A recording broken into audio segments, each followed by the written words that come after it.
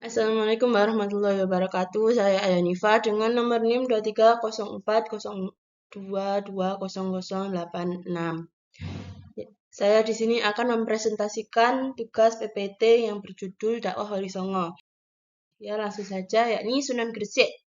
Sunan Gresik, beliau adalah wali songo pertama yang menyebarkan ajaran Islam di Pulau Jawa. Sunan Gresik memegang peranan penting dalam pendirian pesantren. Orang-orang setempat kemudian diajarkan pengucapan 2 kalimat syahadat dan diajak untuk memeluk agama Islam. Inilah kisah dakwah pertama dari Sunan Gresik di Pulau Jawa. Salah satu cara yang dilakukan oleh Sunan Gresik dalam berdakwah adalah dengan membuka praktik pengobatan gratis kepada masyarakat setempat, terutama pada rakyat yang kehidupan ekonominya kurang mampu. Sunan Gresik memiliki kemampuan untuk mengobati orang karena dulunya beliau pernah belajar ilmu pengobatan tradisional. Beliau pun memanfaatkan keahlian ini untuk berdakwah. Kemampuan kemampuan Sunan Gresik sebagai tabib pun terdengar hingga kerajaan Majapahit, sehingga beliau pernah diundang oleh raja untuk mengobati istrinya yang sedang sakit. Yang selanjutnya yakni Sunan Ampel. Beliau adalah salah satu pendakwah yang paling cerdas karena memiliki jarak dakwah yang berbeda-beda.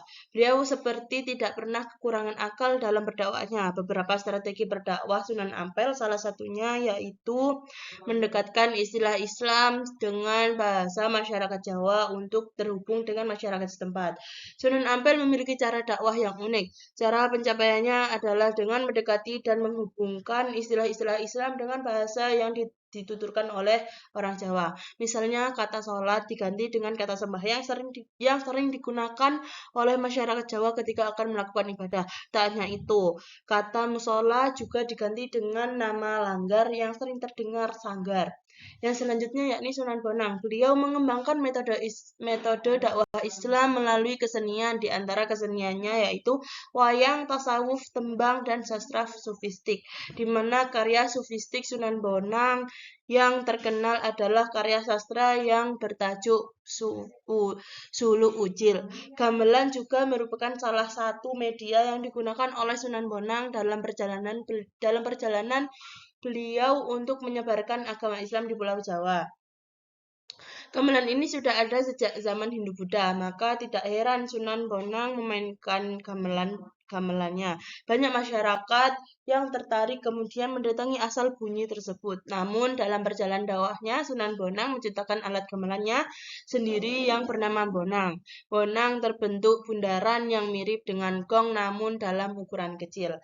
Yang selanjutnya yakni Sunan Derajat. Sunan Derajat terkenal akan kearifan dan kedermawanannya. Ia menurunkan kepada para pengikutnya kaidah tak saling menyakiti baik melalui perkataan maupun perbuatan. Bapang dan simpangi ana catur mungkur. Demikian petuahnya. Maksudnya, jangan mendengarkan pembicaraan yang menjelek-jelekan orang lain, apalagi melakukan perbuatan itu. Sunan Derajat memperkenalkan Islam melalui konsep dakwah bil hikmah dengan cara-cara bijak tanpa memaksa. Dalam penyampaian ajarannya, Sunan Derajat menempuh 5 cara. Yang pertama, lewat pengajian secara langsung di masjid atau langgar. Kedua, melalui penyelenggaraan pendidikan di pesantren. Yang ketiga, memberi fatwa atau petuah dalam penyelesaian tugas suatu masalah. Yang keempat, melalui kesenian tradisional. Sunan Derajat kerap berdakwah lewat tembang pangkur dengan iringan gending. Yang terakhir yakni juga menyampaikan ajaran agama melalui ritual adat tradisional sepanjang tidak bertentangan dengan ajaran Islam. Yang selanjutnya yakni Sunan Giri. Metode yang dilakukan beliau adalah melalui pendidikan. Makanya beliau membuka pesantren. Awalnya beliau sempat khawatir, namun Raja Majapahit justru memberinya keleluasan untuk mengatur pemerintahan. Karena inilah pesantren Sunan Giri berkembang menjadi salah satu pusat kekuasaan yang disebut dengan Giri Kedaton. Pada abad ke-15 Masehi, kerajaan Majapahit berada di ambang keruntuhan setelah dikalahkan oleh Raja Kaling Kediri. Di saat itulah Sunan Giri segera dinobatkan menjadi Raja Peralihan.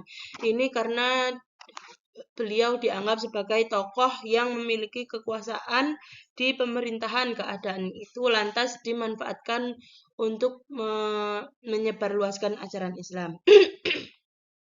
Yang selanjutnya yakni Sunan Kalijaga. Sunan Kalijaga juga merupakan budayawan dan seniman yang adiluhung yang tercermin dari berbagai karyanya, baik berupa cerita lisan, seni batik bermotif gambar burung, tembang Majapahit, tentrum, dandang kula, gong sekaten, dan wayang sebagai sarana dakwah. Untuk kesenian wayang, keseniusan Sunan Kalijaga dalam berdakwah agama Islam dilakukan dengan cara kulturasi kesenian wayang disesuaikan dengan ajaran-ajaran Islam. Yang selanjutnya yakni Sunan Kudus. Sunan Kudus merupakan murid Sunan Kalijaga yang juga meniru pendekatan dakwahnya, yakni dengan toleran terhadap budaya setempat. Karena itu Sunan Kudus dan Sunan Kalijaga yang terbilang satu aliran dalam berdakwah dikenal sebagai Wali Songo golongan abangan. Berdakwah dengan kontak budaya seperti Sunan Kalijaga dalam berdakwah, Sunan Kudus memilih untuk mengapresiasi budaya setempat. Salah satu cara Sunan Kudus mendekati masyarakat Kudus adalah dengan memanfaatkan simbol-simbol Hindu-Buddha yang terlihat pada arsitektur Masjid Kudus. Dan selanjutnya yakni Sunan Muria. Beliau merupakan salah satu wali songo yang dikenal dengan cara berdakwahnya yang cukup unik, yakni dengan menggunakan metode kursus gratis. Perlu diketahui bahwa Sunan Muria merupakan salah satu anak dari Sunan Kalijaga dan Dewi Sarah, yang mana merupakan putri dari Syekh Maulana Ishaq.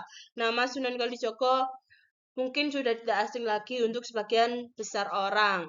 Ia adalah seorang tokoh wali songo yang cukup berpengaruh dalam penyebaran agama Islam di wilayah Pulau Jawa. Beliau merupakan wali Allah yang merupakan putra dari Adipati Tuban.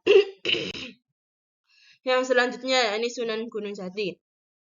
Strategi dakwah beliau adalah dengan menggunakan pendekatan sosial budaya sehingga ajaran Islam yang disebarkan lebih mudah diterima oleh masyarakat.